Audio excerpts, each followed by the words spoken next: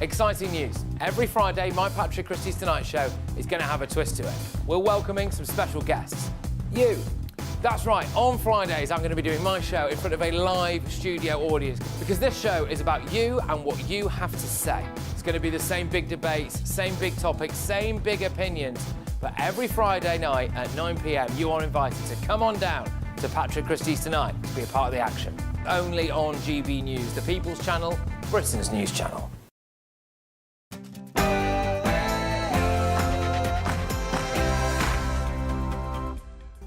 Hello there, it's 6 o'clock. I'm Michelle Dewberry and this is Dewbs & Co. Coming up tonight, all eyes on Birmingham as the protest there against the Maccabi Tel Aviv and Aston Villa match takes place. We will take you live to Birmingham.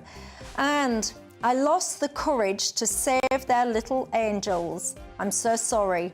Those were the words of Axel Rudiger-Banner's father at the Southport inquiry today as we heard the countless occasions that both he and Axel's mother failed to report their violent son to the police. I'm not suggesting that they've committed any crimes, but at what point should it become a criminal offence not to report your own children to the police? And speaking of reporting, referrals to prevent scheme are out today and they show a rise in far-right referrals. But given that pretty much everything these days is deemed as far-right, it's hardly surprising, is it? And we, ladies and gents, need to talk about the BBC. One of their reporters has been reprimanded today after she rolled her eyes when the auto-cue told her to reference pregnant people instead of pregnant women. Give me some strength.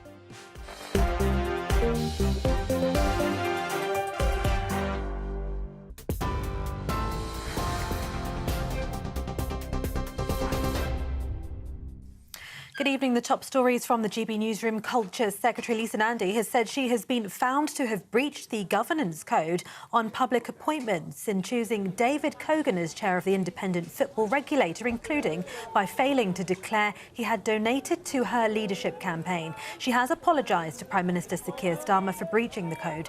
The Commissioner highlighted that Ms Nandy had failed to declare Mr Cogan had previously donated to her Labour leadership campaign in the 2020 race to succeed Jeremy Corbyn. More than 600 small boat migrants have surged across the English Channel today for the first time in a fortnight, GB News can exclusively reveal.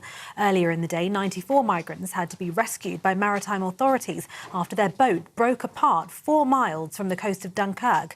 3 of those rescued were treated in a French hospital for hypothermia. Just after 8 a.m, the Border Force vessel Defender arrived at Dover Harbour, packed out with migrants. GB News' Kent producer counted 83 people as they were taken off the vessel and transferred to the migrant processing centre in the harbour. GB News provisional figures put the total so far today at 610. It takes the total arrivals this year to 37,564. That figure is already well above the 36,816 who arrived in the whole of last year. Police in Stockport are investigating after a fire was started near a war memorial. Officers say they were called around 9:50 p.m. yesterday following reports of a group of males near the cenotaph in Marple. A fire was started in a bin and wooden pallets had been set alight and the ground nearby was also damaged. Marple neighbourhood officers are investigating and are appealing for information in relation to this incident. One of the prisoners mistakenly released from Wandsworth Prison has handed himself in 3 days after walking free in error. 35-year-old William Billy Smith was sentenced to 45 months for fraud on Monday, but was accidentally freed just hours later.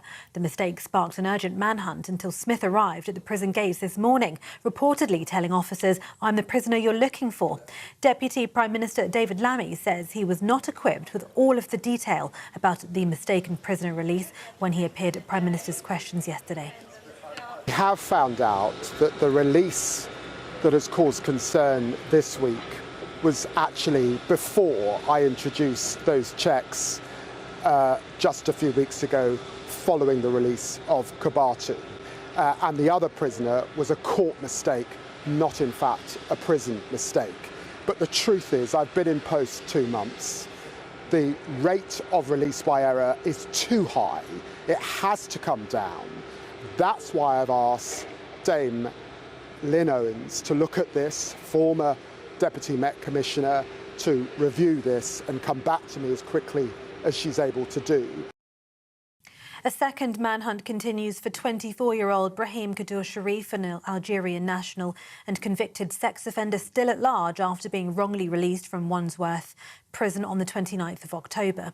The government has called the situation utterly unacceptable, with prison governors summoned for crisis talks and tech experts deployed to overhaul what officials describe as the prison system's archaic record-keeping. Downing Street says restoring public confidence is top priority. Shadow Justice Secretary Robert Jenrick is accusing the government of losing control of the prison system. This is a total and utter shambles. You've got, for the second time, no, the third time now in 2 weeks, convicted criminals being let out of our prisons accidentally. And now you've got the Metropolitan Police and Surrey Police having to waste precious resources on manhunts because of massive failures by David Lammy and the Ministry of Justice. The BBC has upheld 20 impartiality complaints over the way presenter Martine Croxall altered a script she was reading live on the BBC News channel, which referred to pregnant people earlier this year. Take a listen. London School of Hygiene and Tropical Medicine has released research which says that nearly 600 heat-related deaths are expected in the UK. Malcolm Mystery, who was involved in the research, says that the aged, pregnant people, women, and those with pre-existing health conditions need to take precautions. Well, the BBC's Executive Complaints Unit said it considered her facial expressions as she said this to express a controversial view about trans people. Elsewhere, Andrew Mountbatten-Windsor's Prince title and HRH style have been formally removed by the King. Details of the letters patent have been published by the Crown Office in the Gazette, the UK's official public record. King Charles's decision to effectively banish Andrew from the monarchy, removing his birthright to be a prince, as well as his dukedom, followed growing controversy over his links to the paedophile financier Jeffrey Epstein. For many years, Andrew faced allegations he sexually abused Virginia Giuffre after she was trafficked by the financier. He has always strongly denied all allegations made against him. The US Congress has written to Andrew Mountbatten-Windsor requesting an interview with him in connection with his long-standing friendship with Jeffrey Epstein.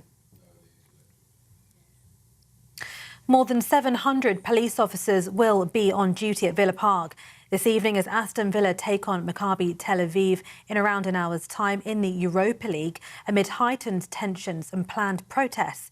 Away fans have been barred from attending over safety concerns, a move the Prime Minister Sir Keir Starmer has previously called the wrong decision. More on that story with Michelle Dewberry next. And some breaking news. Shirley Valentine actor Pauline Collins has died peacefully at the age of 85 in her London care home, surrounded by her family, having endured Parkinson's disease for several years. Those are the latest headlines. For now, more from me in an hour. You can now watch GB News live across the United States of America and the world on Truth Plus. Scan the QR code to find out more or visit gbnews.com/truth.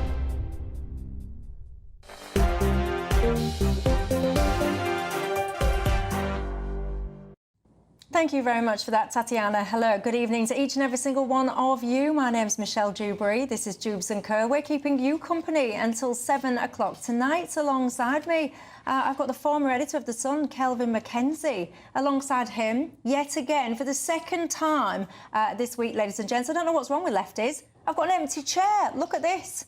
Look at it. Well, actually, there would be more intellect in that chair. Actually, I take it all back. I don't even have a chair, but there will be an empty chair. There's just an empty void at the moment. I've got Dan Hodges. He is en route. He's battling through the traffic. I've got a bit of sympathy, actually, because even I got stuck in the traffic a little bit earlier on today. But anyway, he shall be here with us imminently. You can join the conversation, assuming that you're actually not stuck in traffic as well, but you can join the conversation. In fact, if you are in traffic, worry not, because you could be listening to us on your radio, so I appreciate that as well. You can email me, gbviews@gbnews.com. You can go to the website, gbnews.com/yoursay. Of course, you can tweet or you can X me. There is a lot, ladies and gents, that we need to discuss tonight. In a moment, I'll take you over to Birmingham. But also, did any of you notice any of the goings-on at the Southport inquiry today? Because I really want to take a look at this as well, because today and yesterday it was the turn of Axel Rudegabana. Sent shivers down my spine even uttering that disgraceful man's name. But anyway, it was the turn of his parents at the inquiry today. Some of what they were saying absolutely stopped me in my tracks. There was multiple times where they should have and could have reported their child to the authorities, to the police. They absolutely failed to do it. So I do want to ponder, while I'm not suggesting that they are guilty of any crime, apart from terrible parenting, I would actually put to you, and I want you to ponder this for the next section, should it be a crime? If you know that your son is amassing an arsenal of violent weapons, if you know that your son is not quite right, if you've already had to stop your son from getting in a taxi and going to potentially attack in a violent manner with knives other children, should you have a criminal obligation, a lawful obligation to report your child to the authorities? And would you be able to do that to your own flesh and blood? Because as we will come on to when I get to this section, actually, the parents are telling the inquiry they love their son so much. They just loved their son. They didn't want to lose him. They didn't want him to be in prison. They didn't want him to be taken into care, and they didn't want to wreck their family unit. It would have been nice if they had a little bit of a thought and a consideration for the family units of other people, not least those 3 little girls. So ponder that thought.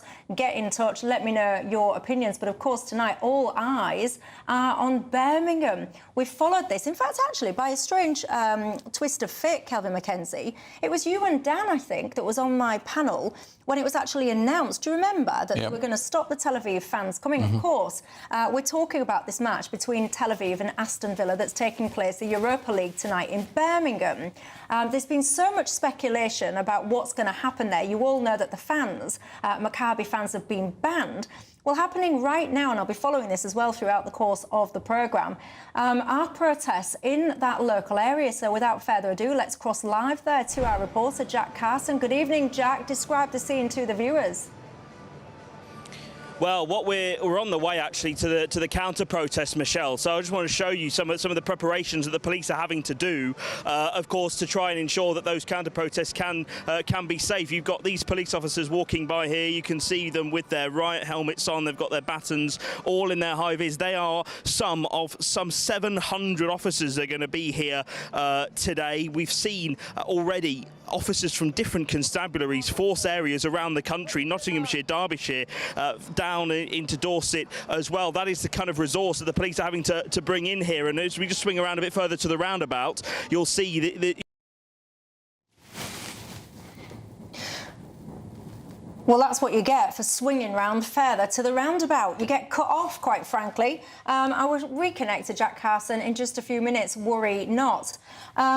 But the cut and thrust of the matter is that tensions are very high in Birmingham.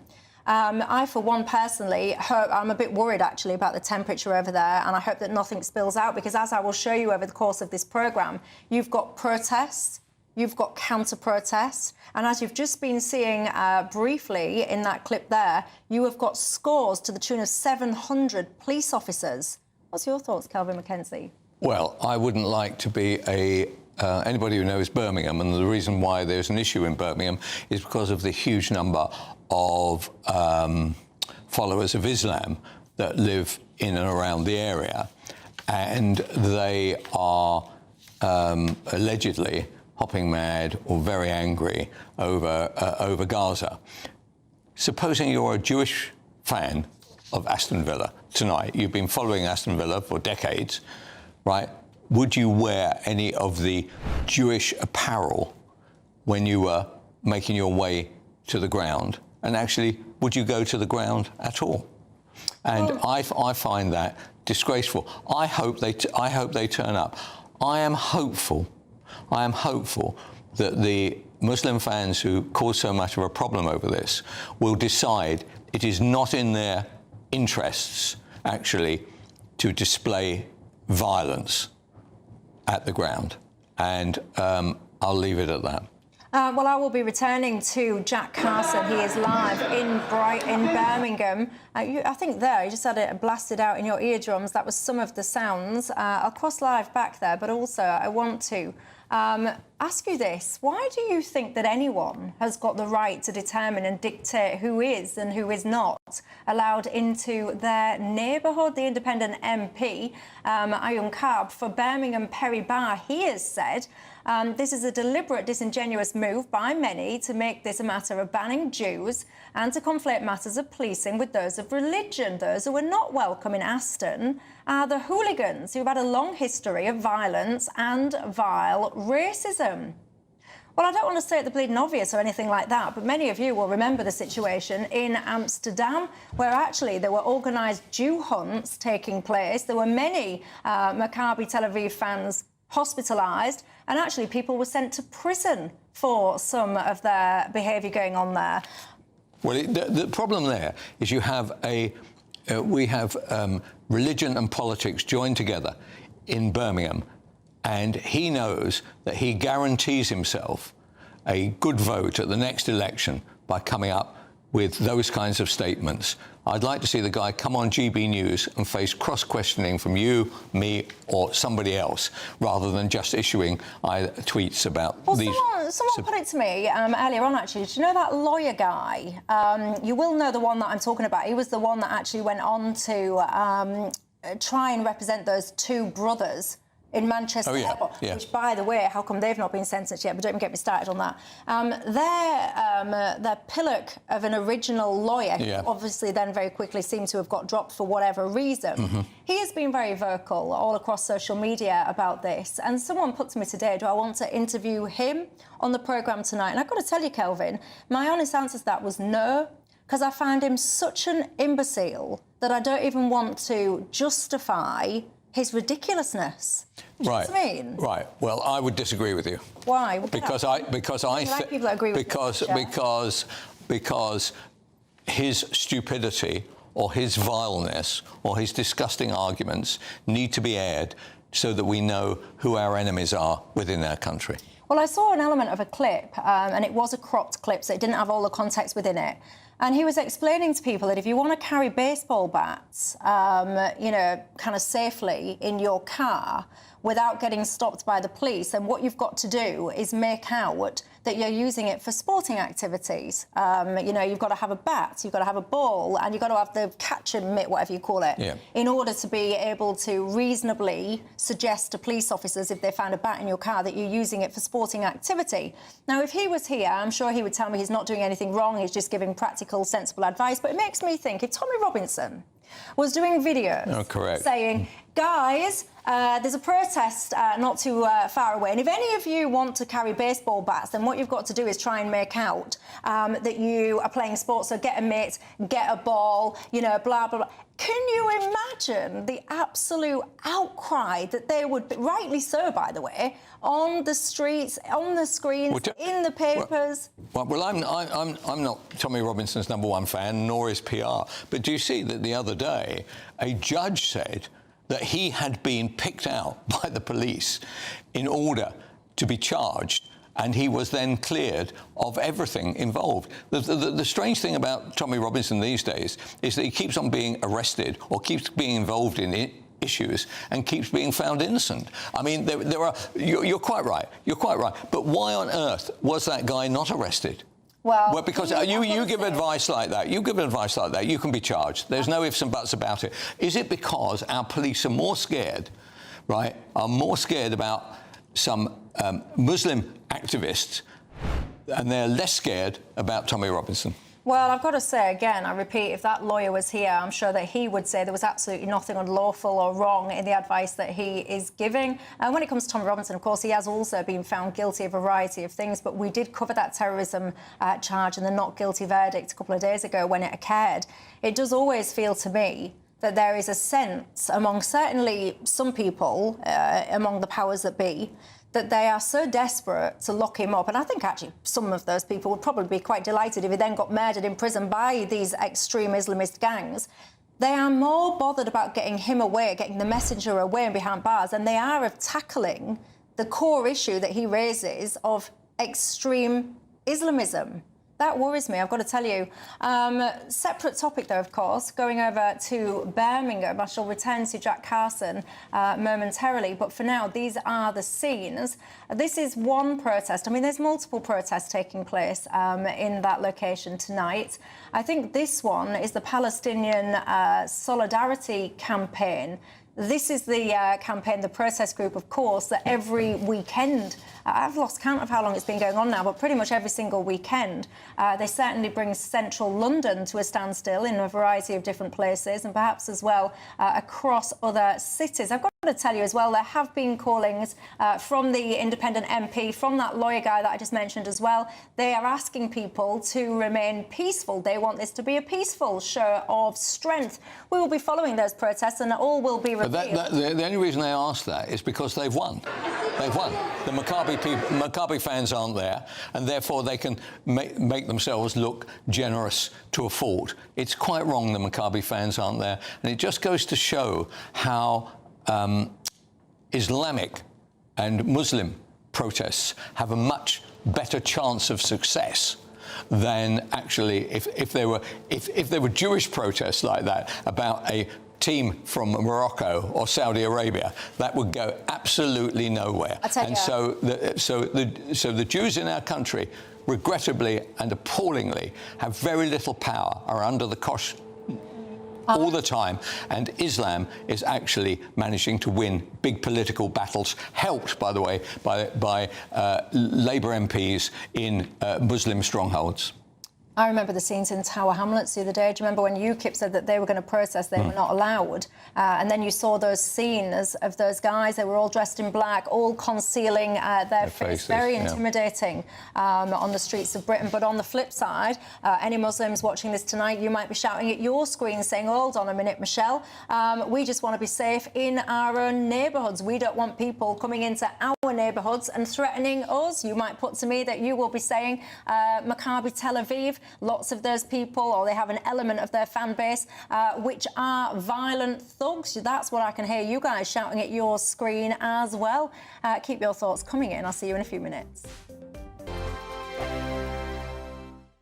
Bold. They are under no illusion. Ray, are you a human trafficker? Boundless. I've had enough of the nonsense, and I'm not afraid to say it. Don't get this on the BBC. Every weeknight, I tear through the headlines. The smell of gasoline. Should we be worried about it? From Westminster madness to cultural war chaos. I'm going to do now, they are throwing things out the car as we speak. Get ready, Britain. Here we go. Patrick Christie tonight, weeknights from 9 p.m, only on GB News, Britain's news channel. You want to know what's really going on in the corridors of power? Labour don't know what to do with you half the time, and that makes you quite lethal in the chamber. Get behind the headlines with Chopper's Political Podcast. Join me, Christopher Hope, as I sit down with the great and the good of British politics. We'll see where this ruling takes us. These are the stories shaping our nation. Chopper's Political Podcast, available now on all platforms. Listen in and stay ahead. Mornings don't have to be tiresome, especially if you have the right company. Wake up to news as it happens, opinion and debate, and of course, a little bit of entertainment too. Because when the kettle's on, we're on. That's Breakfast on GB News, a show worth waking up for. Every morning from 6 a.m. Only on the People's Channel, Britain's news channel. We'll spread the news, you spread the word. 5 hosts, 5 opinions, 5 fearless debates, 5 unfiltered takes on the day's news. 5 reasons not to be anywhere else on Saturday night. This is the Saturday 5. You got me. You got me good there. Britain's biggest Saturday night TV show. It's not a bad brand. Yeah. Uncensored. Very, very racy tonight. On the unpredictable. What did she say? Can you translate it for us? And always entertaining. And how can a country go from being led by William Wallace Saturday nights from 6 p.m. only on GB News, the People's Channel. Britain's news channel. You're going to want to stay tuned, trust me. No matter the state it's in, this is our nation. Join me, Jacob Rees-Mogg, for a genuine, honest discussion on where we have been, where we are going, and where we are with the people who set the direction. Tune in to State of the Nation every Monday to Thursday, 8 to 9 o'clock. Only on GB News. Decisions made in Washington aren't just shaping America, they're shaping Britain too. From migration to global security, from crime to health. Whatever happens in the White House today will be felt in your town or city tomorrow. That's why The Late Show is live from Washington, D.C. Cutting through the politics to show you what it all means for Britain. The Late Show live every night at midnight. Only on GB News, Britain's news channel.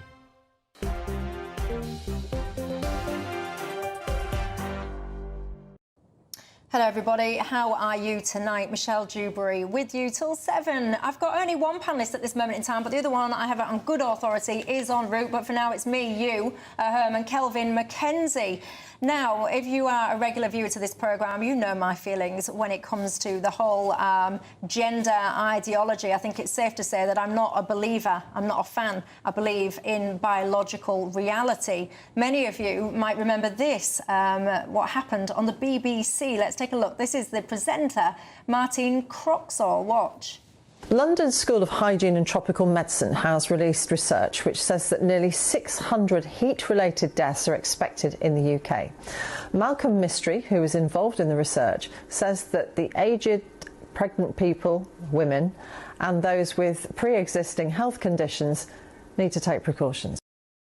Well, anyway, she's found herself in hot water now because you've had, brace yourself, 20 complaints over impartiality about this, and now it has been ruled that she broke the rules. The Executive Complaints Unit ruled against her and said that actually she'd expressed a controversial view, or her eye movement or whatever could be perceived as expressing a controversial view about trans people, and she's supposed to be neutral. Kelvin Mackenzie, your thoughts? I think it's a shocking judgment. Instead of attacking Martina Croxall, why, for her quotes, insult, unquotes, to trans people, why didn't they attack the man, woman, they, whoever it was, wrote the script, who will be a BBC staffer? Because, remember, the quotes, insult, unquotes, to the trans people is 0.00001. I mean, I'm astonished they got the 20. They must have just all organised some campaign protests between themselves. Actually, she was actually representing the 99.999%. So she gets the bucket load from the BBC because it's easy.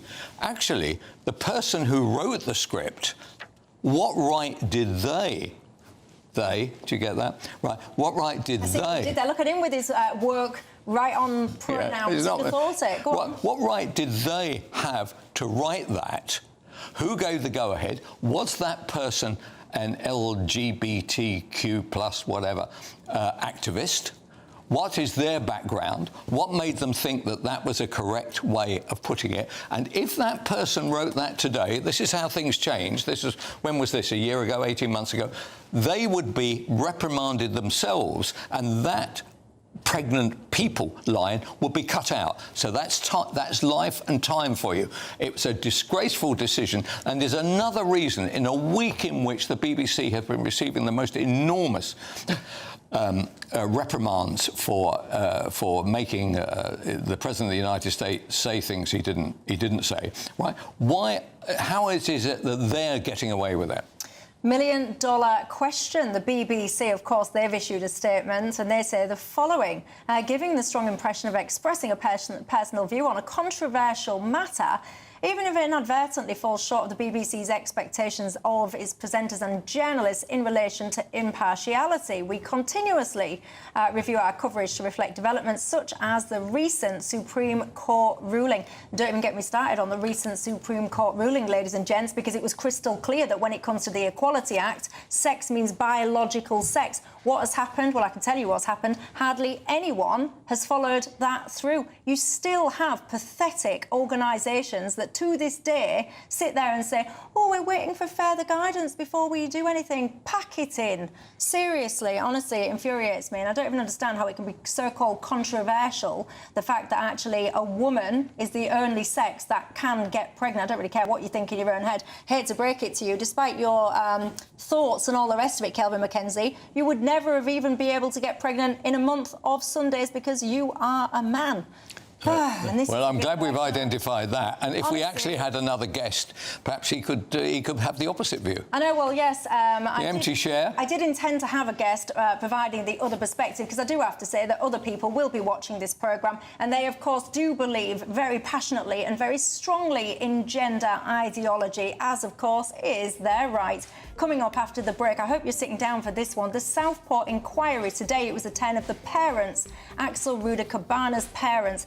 Oh, you won't believe your ears with this one. I'll see you in a minute.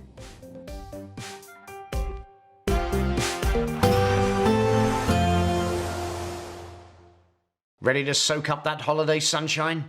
Won't we need some cover? No worries. All sorted. All Clear Travel Insurance sponsors GB News Travel Destinations Forecast. Hello, we've got some wet weather moving into Portugal through Friday, showers across the Mediterranean, but if you're heading away on the weekend, it is looking much drier across parts of the Med. In the Canaries, plenty of dry and sunny weather. That wet weather spreading into parts of Portugal and through the Mediterranean. We've got an area of low pressure bringing wet weather towards Italy as well as further east as well. But as I said, into the weekend, it is looking much drier with plenty of sunshine and temperatures in the mid-20s in Tenerife. All Clear Travel Insurance sponsors GB News Travel Destinations Forecast. Good evening. This is your GB News weather update from the Met Office. Through the next 24 hours, it's going to be pretty cloudy for many of us. There will be a bit of rain around as well, and temperatures, if anything, are going to be dropping a little bit because we do have slightly fresher air coming in from the west. So whilst those temperatures will still be above average for the time of year, it's going to be a little bit less mild. Through the evening and overnight, a lot of cloud for many places. Some clear spells here and there, but most places sticking with the cloudy skies. A few outbreaks of showery rain around as well, particularly towards the southeast later on in the night as we head towards dawn. Now, because there will be quite a bit of cloud, it is going to be another mild night, but with that fresher air, and especially where we get some clear spells, well, it is going to be a touch chillier than it was last night. Starting off tomorrow morning then, a few showers across some parts of central Scotland. Further east and west, a drier start and some early sunshine as well. A few showers across parts of Northern Ireland, but also a couple of sunny breaks. Similar story across parts of northern England. It's down the eastern side of England though. Here it's looking quite wet for some places as that heavier showery rain across the southeast pushes its way northwards. A drier start to the day across parts of Wales and western England. However, there is another band of rain that's going to sweep its way in from the southwest. That's going to make its way northeastwards. Could turn a bit heavy at times, particularly across parts of South Wales. We're talking 20-30 millimetres of rain in a few hours, so that could cause some localised impacts. Away from those two zones of wet weather, it will be often dry with some sunshine, but temperatures, if anything, a few degrees down compared to some recent days because of that fresher air I mentioned at the start. A quiet start for many on Saturday. Could be a bit of mist and fog around first thing, but lots of dry and rather sunny weather at times too. But there will be some rain towards the far west, and that's going to push its way eastwards as we go through the weekend. So I think Sunday's looking a bit wetter for many of us, but still relatively mild. Bye-bye. Thank you, Britain, for helping us reach 8 million followers across social media. Thank you for making us a part of your daily life.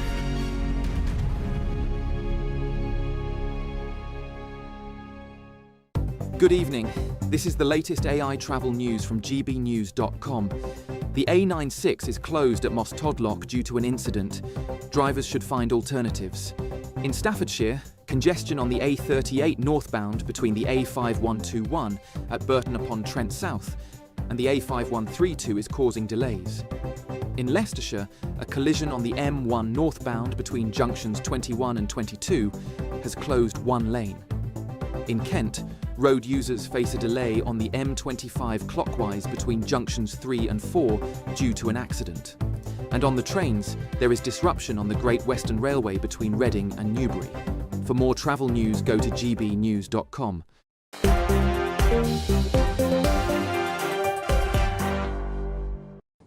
Hello everybody, Michelle Dewberry, Dewbs & Co with you till 7. Anthony, one of my viewers, has just got in touch saying, Michelle, I like your show better when the leftist chair remains empty. I hate to break it to you, but I'm going to disappoint you now because the leftist chair is now full. I've got Dan Hodges. He's managed to bravely fight his way through. He is not a lefty. Yeah, well, I have to be lefty. He's not a lefty. Anyone's a lefty compared to me, quite frankly. Anyway, look, alongside me, I've got Kelvin McKenzie, the former editor of The Sun. Sally, you've been in touch saying that you absolutely despair at the state of the nation. You feel like you can cry at the moment. Don't cry, Sally. It is absolutely absurd, some of the goings-on in this country. But you know what? As I always say pretty much every single night, we, ladies and gents, will get through it all together.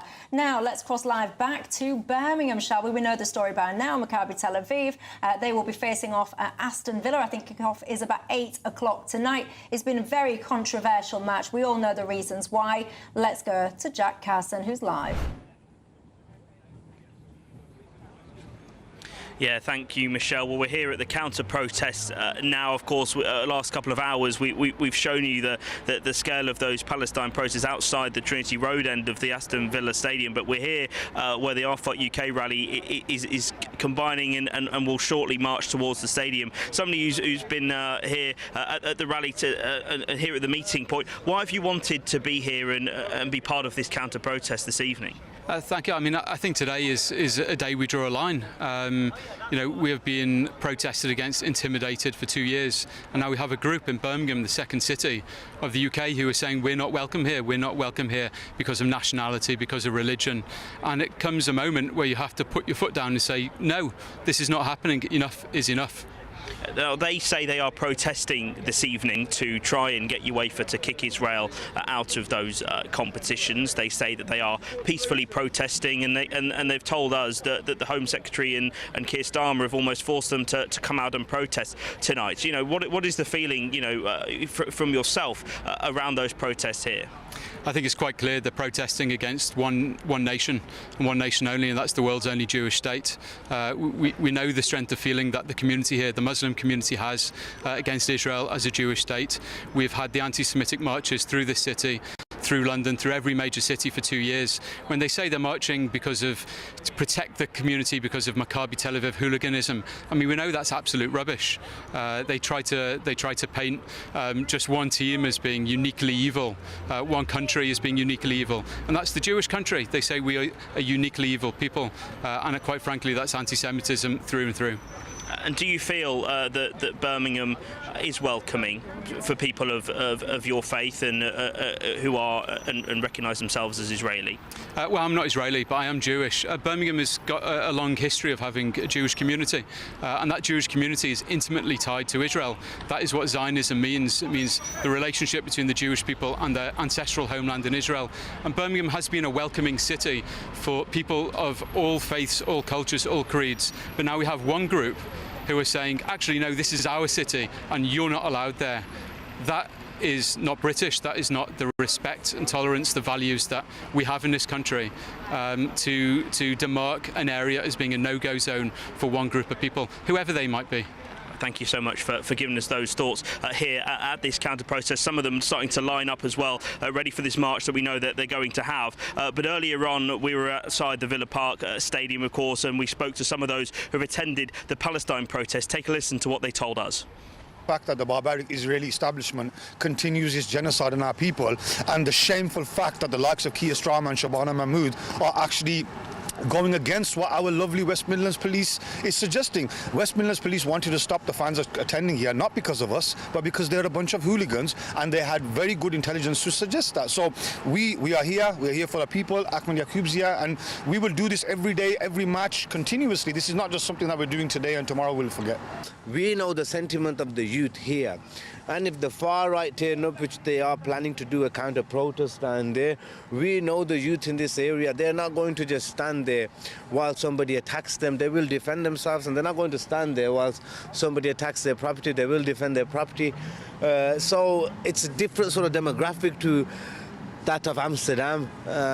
So let's see, that's why we're here. We want to So that's the view of those people who have decided to protest on that Palestine side. They are, of course, saying all kinds of different chants we usually hear on these demonstrations all over the country, such as Free Palestine. There was a moment, it just shows, I think, how tense the atmosphere is outside that stadium, which, of course, this counter-protest is going to march towards the away end shortly, where, of course, those Maccabi Tel Avivs would be entering the stadium right now. Of course, that safety advisory group had not advised against those fans coming to the game today. They're actually going to be escorted by some of the 700 police that have, of course, been brought in to make sure that everyone can protest and get in and out of the game safely. So they're going to go and have a rally outside the away end of that stadium. But, of course, it just shows a couple of hours ago we saw a lady hold proudly a Jewish flag in front of that crowd, and immediately that crowd went into chants of Free Palestine and death to the IDF. So it shows just how tense the atmosphere here is in Birmingham tonight, just hours still before we get kick-off at Villa Park a little bit later on.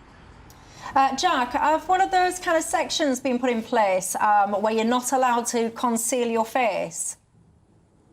Is Section 60, is it? Yeah, they have. So I spoke to I spoke to one of the police liaison officers. He said that Section 60 is in place tonight, so that's people not being able to wear a face covering, and the police have the powers if they do see somebody wearing a face covering to ask them to remove that face covering. That liaison officer told me they're going to have to do it in a nice way, and I think that again is just a recognition from the police of how tense the atmosphere is at the moment. They want to make sure the protest can continue safely. But yes, that is the case tonight here, Michelle. That Section 60 order on no face coverings from protesters is in place here. Sorry, I beg your pardon. Did I just mishear you then? Perhaps I did. Did you just tell me that there is a Section 60, you're not allowed to roam around in balaclavas, but did you just tell me that the police are going to ask them, quote, in a nice way not to do that? So that's what one of the liaison officers told me is how they would approach it. They would have to approach it in a way which, of course, would not cause them or other people any harm. I would assume that is assume that they're thinking that they would have to do it in a way which would ensure the safety of other people around them. But of course, they are there with that Section 60 order in place. They are there to watch out for those people and to find those people, and they have the powers to get them to remove their face covering if that is the action the police want to take. Interesting stuff. You see, I shall be watching that with interest. Jack Carson, thank you very much. As I always say to you, ladies and gents, it's a damn good job I'm not in charge of this country, because I would be yanking those balaclavas off people's faces. I can tell you that for free. Anyway, Dan Hodges, we've waited a long time for you to arrive. Go on then, enlighten us with your wisdom. What do you make to it all? Well, I think we're seeing, we're seeing the truth tonight, aren't we? I mean, if you recall, in the run-up to the match, we were told, oh no, this is all about public safety. It's all about protecting the local community from these Maccabi football hooligans. Obviously, the fans are not turning up, and yet we're still seeing protests. We're having to see a massive deployment of police resources. Again, we were told one of the reasons the Maccabi fans couldn't come because it would require such a vast diversion of police resources to this one match. We've still got 700 police officers around the ground, and I said it on the day I think I was in this studio on the evening when the story first broke. It was a day of shame for this country when the ban was initially imposed, and the fact that Jewish fans can't safely attend a football match in Britain is absolutely and utterly shameful. And, the people who are effectively threatening to terrorise those fans have sadly won. Kelvin? Well, I certainly admired the Jewish fan, and the point he made was that, and this is the real point, is that the people that we now have living in Birmingham, because of their religion, actually detest Israel and would do anything to try and stop Israel being the successful state it is. They don't mention the fact that Israel were actually rescuing the Gazan people from a terrorist outfit. And so it seems to me that the followers of Islam don't seem to mind terrorism. And therefore, if I'm living in Birmingham, I'm very concerned about what Birmingham might look like in 30 years' time. And actually, I imagine that Muslims are quite delighted that somebody like me says something like this on a TV station, knowing that they are spreading fear, not only in the Jewish community, but perhaps in the neo-Christian community.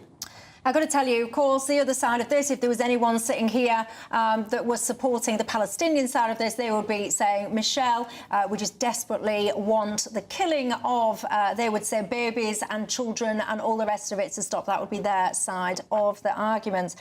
I just raise my eyebrows a little bit when I hear the policing language sometimes, when I hear that we're going to ask nicely, we're going to ask nicely if people wouldn't kind of mind removing their balaclavas, because I know I keep harping back to this, but if this was like a Unite the Kingdom type rally, do you think that police would be, quote, asking nicely for people to remove face masks if they'd been told that they're not allowed to wear them? I don't. And you see, this is the problem. Many of you will agree with me, and this is where the notion of the perceived two-tier policing comes about now. Speaking of policing, should you be obligated to report your child to the police if you think they are a harm to others? You won't believe your ears, ladies and gents, when you hear some of what Axel Rudy Cabana's parents had to say at the Southport inquiry today.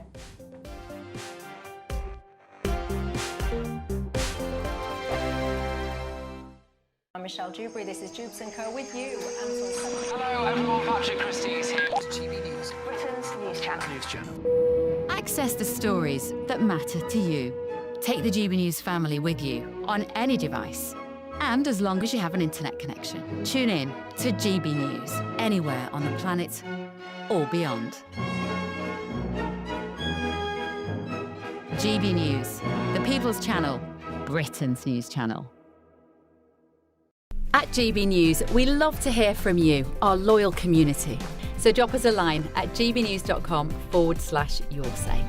There you can talk to each other and also to the presenters live on air. gbnews.com/yoursay, because GB News is your channel, Britain's news channel. Decisions made in Washington aren't just shaping America, they're shaping Britain too. From migration to global security, from crime to health. Whatever happens in the White House today will be felt in your town or city tomorrow. That's why The Late Show is live from Washington, D.C. Cutting through the politics to show you what it all means for Britain. The Late Show live every night at midnight. Only on GB News, Britain's news channel. Join me, Nana Akweer, for an informative, interactive news programme with a difference. It's fun. No, he didn't say that, Dave. I'm so surprised. I think there's an element of truth to that. Join me from 3 p.m. every weekend, only on GB News, Britain's news channel. Mornings don't have to be tiresome, especially if you have the right company. Wake up to news as it happens, opinion and debate, and of course, a little bit of entertainment too. Because when the kettle's on, we're on. That's Breakfast on GB News, a show worth waking up for. Every morning from 6 a.m. Only on the People's Channel, Britain's news channel. We'll spread the news, you spread the word. In the GB Newsroom, we bring you the news as it happens. With our team of dedicated journalists across the UK, we're ready to keep you up to date with what's happening every half an hour, every single day. Bulletins here on GB News, the People's Channel, Britain's news channel. Westminster's full of talk, but out here, it's the real world. Am I allowed to talk now? No, that's it. This is where it matters, real people and real lives. That's what politics is all about. In fact, has Trump made a good start? No. Straight answers, no spin, and just a couple of pints. How many fingers have I got up? About 10. So join me for Lee Anderson's Real World every Friday at 7 p.m. only on GB News. The People's Channel, Britain's news channel.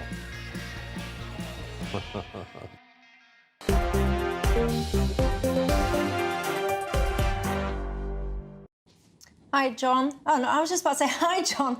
Just because I'm reading an email from a guy called John. She's lost it. She's lost it. I haven't lost it, and I do actually have more than one viewer, because then it made out like I'd come back and I was talking to my singular viewer, John. But anyway, hello, John. I was reading your message. He's just said, this once great country of ours is finished, Michelle. I'm absolutely terrified for my kids and my grandkids.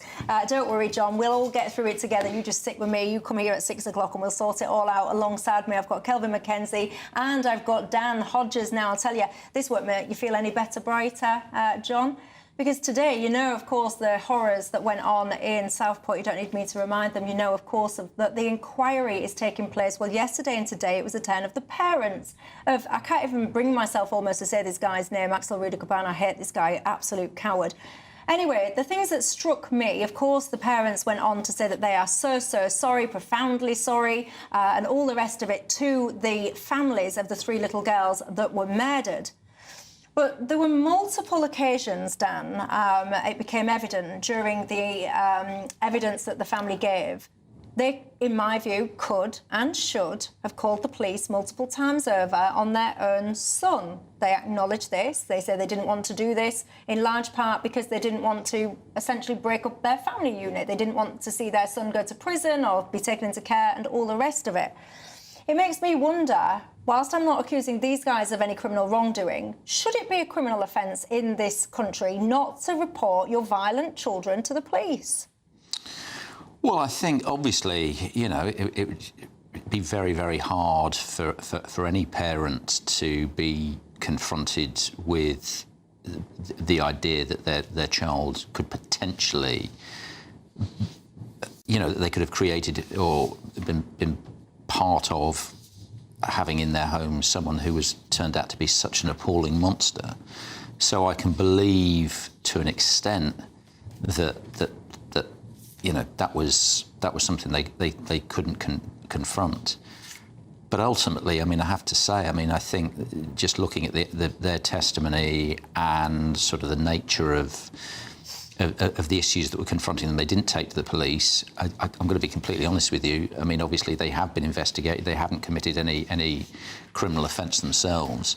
But even under the existing laws, before we even get into any other additional laws, I think even under existing laws, they're very fortunate that they've ended up the right side of it. Yeah, well, I agree with that, because, of course, in relation to terrorism, if you don't shop your kids, or you know that something's going on, it's your brother or a friend of yours, you get done for that. So why they couldn't get done for that? Some of this stuff is absolutely disgraceful. And I just wonder, I raise another issue, could it be that they came from another land where actually they don't view the authorities in the way that we do, i.e., so I'm being generous here. I tell you who isn't generous towards them, and I totally agree with them, is the parents who actually, through their defence counsel, made it clear that they didn't believe, they didn't like the evidence and they didn't believe a word of it. So you're talking about the parents of the 3 little girls. Yes. Can actually bring you. So their KC basically put this to the Rudicaban parents. They said the following, and I quote, "All 3 parents have listened to what you have written. They have listened to what you have said, and they have complete disdain for your excuses and the manner in which you have answered questions." That KC then, by the way, got told that wasn't really an appropriate comment to make. Who said that? What, the chair of the inquiry? Which I completely disagreed with. I thought it was more than... No, and actually, surely the only people that matter in this whole inquiry is actually the parents and their view, right? Honestly, there was a piece of evidence there in which the father was being cross-questioned by some social worker about that boy, and the mother went like that to the father. If you're listening on the radio, you didn't just see what Kelvin did. She drew a zip, basically, over her lips. Zip it. Yeah. Zip it, right? So they knew what they were doing. They knew they had this potential monster in their midst, right? Now, could it be back in their own land, actually, that this is acceptable, right? It's not acceptable over here, and three parents are 3 sets of parents are facing a horrific, some a horrific life for the rest of their lives as they reflect on what could have been. I just want to be clear as well, Mr. Rudakabana, so the father, says, I regret not telling police, because if I had, then what happened on July the 29th wouldn't have happened. And you see, you've got to remember the backdrop to all of this. This was a kid that was amassing an arsenal of weapons in some regard. He had a bow and arrow, he had some poison, he had multiple knives, he was receiving knives, bladed articles, machete-type things to their property. Don't forget as well, he'd been in a taxi already with some bladed articles, making out that he was going to go and launch an attack at the school. They didn't call the police after that. How can that be? Could it be, by the way, that father was coached? I just raised that. That's a very odd phrase to be used, how many years now since? Why didn't he come out earlier and say all of this stuff? You know, it sounded to me as though something could have been said which may have mean that he could avoid potential issues from the law, having said that. He says he lost the courage to save those 3 little angels. At one point, the father was described as, I quote, an obedient servant to Axel Rudakabana. Now, you don't need me to teach you the basics in life, ladies and gents, but I do just want to take a moment to remind you that when you're a parent, you're not a servant of your children. Part of your role is to, of course, instill in them right from wrong. And whilst I get that a grown, 17, 18-year-old kid is towering over you, especially as a woman, you can't let it get to that point. And if you do have someone that's violent like that in your own home, for the sake and safety of members of the public, everyone deserves actually for you to report your children to the police if you have those concerns. That's all we've got time for. Stick with us. We'll take you back to Birmingham shortly. But for now, thanks, gents. Thanks to you at home. Have a great night. I'll see you tomorrow night. Expect warm spells with the odd rude interruption. Box Boilers sponsors the weather on GB News. Good evening. This is your GB News weather update from the Met Office. Through the next 24 hours, it's going to be pretty cloudy for many of us. There will be a bit of rain around as well, and temperatures, if anything, are going to be dropping a little bit because we do have slightly fresher air coming in from the west. So whilst those temperatures will still be above average for the time of year, it's going to be a little bit less mild. Through the evening and overnight, a lot of cloud for many places. Some clear spells here and there, but most places sticking with the cloudy skies. A few outbreaks of showery rain around as well, particularly towards the southeast later on in the night as we head towards dawn. Now, because there will be quite a bit of cloud, it is going to be another mild night, but with that fresher air, and especially where we get some clear spells, well, it is going to be a touch chillier than it was last night. Starting off tomorrow morning then, a few showers across some parts of central Scotland. Further east and west, a drier start and some early sunshine as well. A few showers across parts of Northern Ireland, but also a couple of sunny breaks. Similar story across parts of northern England. It's down the eastern side of England though. Here it's looking quite wet for some places as that heavier showery rain across the southeast pushes its way northwards. A drier start to the day across parts of Wales and western England. However, there is another band of rain that's going to sweep its way in from the southwest. That's going to make its way northeastwards. Could turn a bit heavy at times, particularly across parts of South Wales. We're talking 20-30 millimetres of rain in a few hours, so that could cause some localised impacts. Away from those two zones of wet weather, it will be often dry with some sunshine, but temperatures, if anything, a few degrees down compared to some recent days because of that fresher air I mentioned at the start. A quiet start for many on Saturday. Could be a bit of mist and fog around first thing, but lots of dry and rather sunny weather at times too. But there will be some rain towards the far west, and that's going to push its way eastwards as we go through the weekend. So I think Sunday's looking a bit wetter for many of us, but still relatively mild. Bye-bye. Expect warm spells with the odd rude interruption. Box Boilers sponsors the weather on GB News.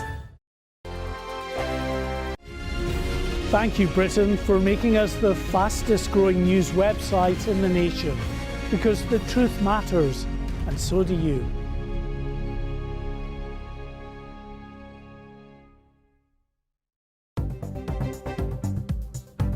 Good evening. This is the latest AI travel news from GBNews.com. The A96 remains closed due to a road incident. Drivers should seek alternative routes. There's a ton restriction for heavy vehicles on the M48. In Derbyshire, significant delays are on the A38 southbound. Norfolk's A47 westbound is congested, expected to clear by 8 tonight. Devon faces disruptions on the A38 westbound due to a broken down vehicle. And on the trains, service is reduced on Great Northern at Baldock, and there are disruptions between Guildford and Gatwick Airport on Great Western Railway. For more travel news, go to gbnews.com. We're giving you the chance to win your entire Christmas this year paid for by us. First, we'll give you an incredible £30,000 in tax-free cash. Then we'll give you a further £10,000 cash to spend on all your Christmas presents, even the tree. Christmas lunch, that's on us too, with £1,000 in shopping vouchers to spend at your favourite supermarket. Finally, a GB News Christmas goodie bag. For a chance to win, text WIN to 63225. One entry costs £2.50 plus one standard network rate message, or text BONUS to 63225. 5 entries cost £5 plus one standard network rate message. Go to gbnews.com/win. Entries start at £2.50. Call 0903 686 3232. Calls cost £2.50 plus your network access charge, or post your name and number to GB17 PO Box 8690 Derby DE1 9TT. UK only. Entrance must be 18 or over. Lines close at 4 p.m. on the 28th of November. Please check the closing time if listening or watching on demand.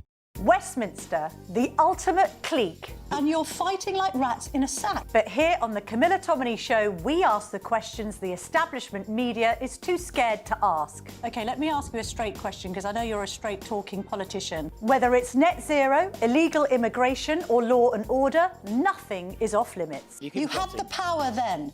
Yeah, as I and say, now you've lost it. That's the Camilla Tominey Show, a politics show that's fearless. But no, let me finish my question if you don't mind, because it is my show. Sundays at 9:30, only on GB News, the People's Channel, Britain's news channel.